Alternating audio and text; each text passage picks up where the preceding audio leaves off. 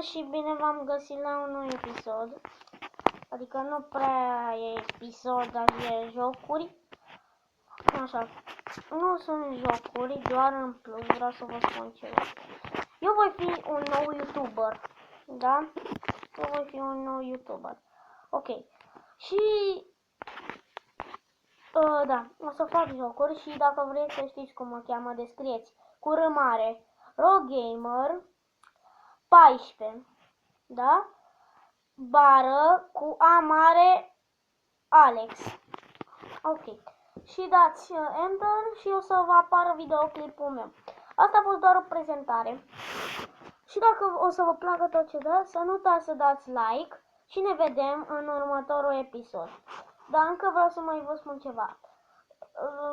Încă ceva despre un canal foarte cu o pisică, da? Fiți atenți. Să vă abonați la Elias Vlogs. Elias Vlogs face niște vloguri destul de bune. Deci abonați-vă la Elias Vlogs. Da? Și mai am pe cineva. Îl cheamă așa, The King Penguin. Și o să vă apară. Deci e o poză cu un pinguin. Și scrieți The King Penguin. Toate primele litere trebuie să... Nu, așa. Ok. Și o să-l găsiți acolo. Pe The King Penguin. Și vă abonați la el ca să fie bucuros să-i spun asta. O să-i spun și lui Ilie că vreți să vă abonați la el. Și lui The King Penguin. Și mai ales ne vedem data viitoare.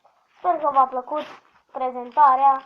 Ne vedem mâine cu un joc pe nume FNAF 2. Sper că v-a plăcut. Nu uitați să dați un like, share și să vă abonați. Și ne vedem data viitoare. Pa, pa!